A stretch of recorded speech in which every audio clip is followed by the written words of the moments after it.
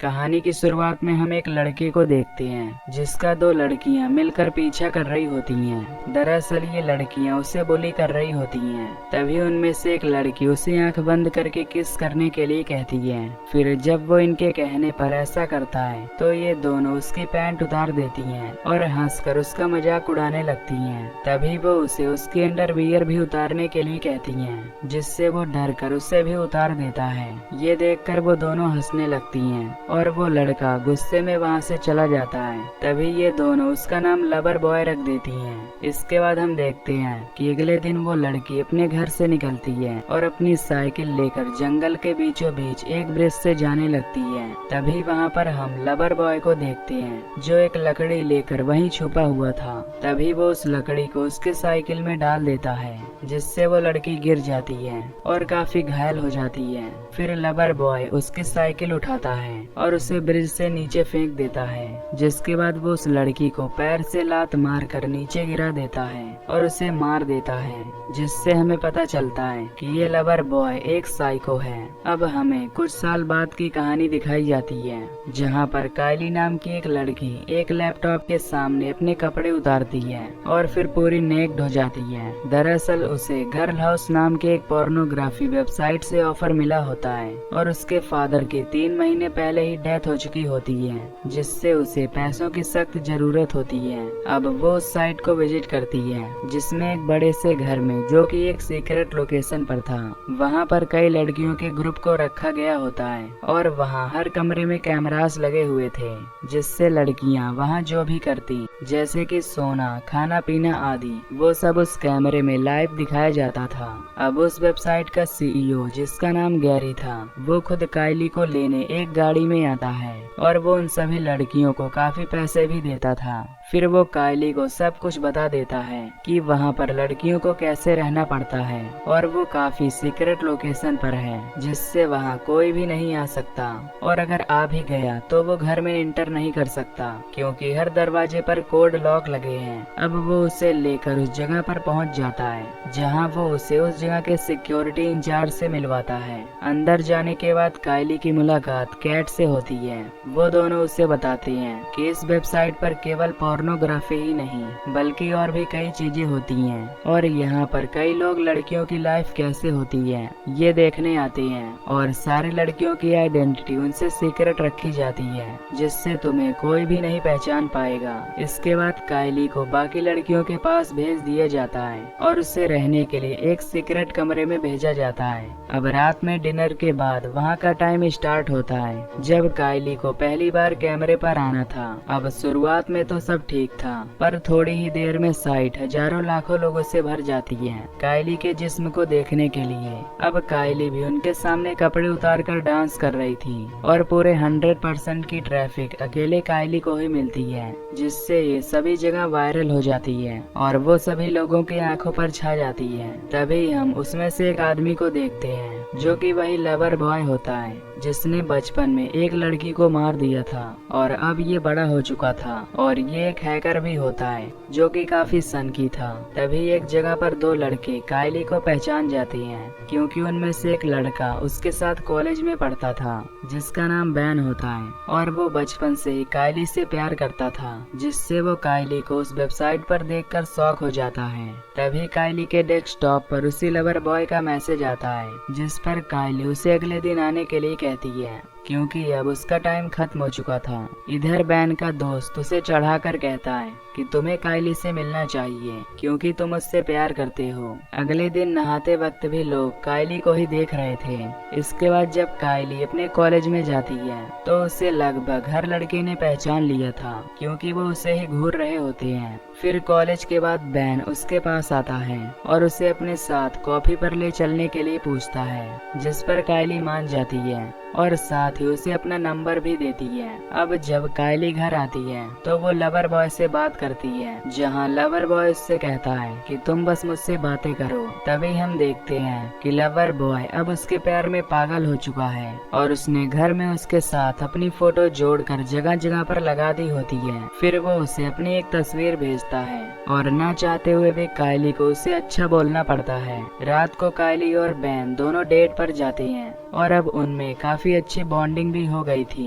दूसरी तरफ lover boy अपना काम कर रहा होता है। जिस दौरान वो वहाँ पर एक लेडी को घूर रहा होता है, तभी वो औरत उसके पास आकर उसे बहुत भला बुरा कहती है, जिससे लवर बॉय को उस औरत को मारने का मन करता है। लेकिन वहाँ पर कई सारे लोग मौजूद होते हैं, जिससे वो कुछ नहीं कर पाता। इधर जब कायली और बैन साथ में होती हैं, तो तभी बैन उसे बता देता है कि मुझे पता है कि तुम गर्ल हाउस में काम करती हो, जिससे उन दोनों में थोड़ी बहस हो जाती है। पर लास्ट में दोनों ही शांत हो जाते हैं और दोनों रिलेशनशिप में आ जाती हैं। अब इससे कायली गर्ल हाउस में कम रहने लगी थी और अक्सर वो बाहर ही रहती थी, जिससे अब लवर बॉय हर किसी से कायली के बारे में ही पूछते रहता था, जिससे सभी लड़कियां उसे इग्नोर करके उससे चिढ़कर बात करने लगती हैं, जिससे अब लवर बॉय के अंदर का साइको जाग जाता है और वो अपने ही घर में रखे एक पुतले को चाकू मारकर अपनी फ्रस्ट्रेशन शांत करता है और डिसाइड करता है कि वो अब गर्ल हाउस जाएगा।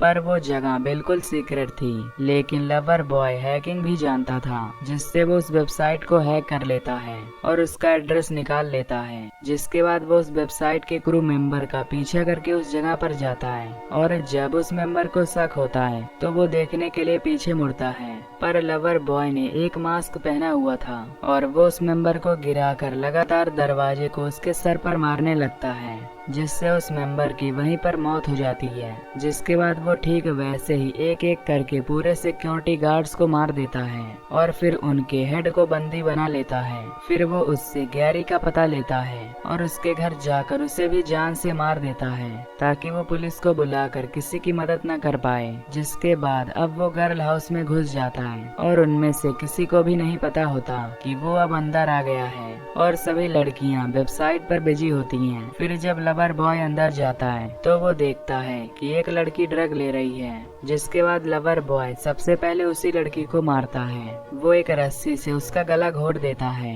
और अब इस लड़की की बारी थी, जो वेबसाइट पर अपने कारनामे दिखा रही थी और बैन का दोस्त इसे ध्यान से देख रहा होता है। यहाँ लवर बॉय के पास गैरी का फोन भी होता है, जिससे सब कुछ कंट्रोल होता था। फिर वो तुरंत उस लड़की डिवॉन के रूम में जाता है और इधर बैन का दोस्त ही अकेला उसे देख रहा होता है। तभी वो डिवॉन के पीछे कुछ देखता है और उसे इस बारे में बताता है, लेकिन डिवॉन उसकी बात पर ध्यान नहीं देती और तभी लवर बॉय उसके पीछे आकर खड़ा हो जाता है और डिवॉन को पीछे से पकड़कर मारने लगता है। तभी वहाँ बैन आ जाता है और वो दोनों ही ये देखने लगते हैं। इधर लवर बॉय एक ब्लेड से डिवॉन के चेहरे पर कट लगाता है। इधर बैन अपने दोस्त से पुलिस को कॉल करने को कहता है और खुद कायली को ढूंढने जाता है। अब कायली भी उस गर्ल हाउस में आ जाती है। इधर बैन का दोस्त सारी बातें पुलिस को बताता है, पर पुलिस उस जगह को ट्रैक नहीं कर सकती थी।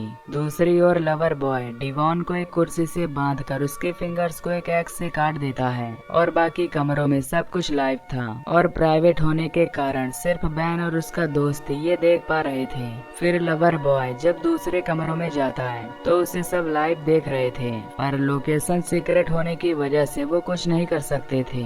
इधर जब दो लोग इंटीमेट होने के लिए जाते हैं, तभी लवर बॉय आकर इन्हें भी मार डालता है। अब एक एक करके वो सभी को मारने लगता है और कायली को ढूंढने लगता है, पर कायली उसे वहाँ कहीं नहीं मिलती। इधर डिवॉन बैन को अपना एड्रेस बताने की कोशिश करती है, पर फिंगर्स कटे होने से वो टाइप नहीं कर पाती। इधर कायली को भी पता चलता है कि एक किलर गर्ल हाउस में सबको मार रहा है और अब वो उसी की तरफ बढ़ता है। दूसरी तरफ बैन का दोस्त वेबसाइट को हैक करता है और एड्रेस ढूंढने की कोशिश करता है। इधर कायली घर के कैमरास को तोड़ने लगती है, पर वहाँ पर कई सारे कैमरे थे जिससे लवर बॉय उसे ढूंढ सकता था। दूसरी तरफ बैन कायली की दोस्त से मिलता है और वो उससे उस गर्ल हाउस का एड्रेस पूछता है, पर उसे भी कुछ पता नहीं होता।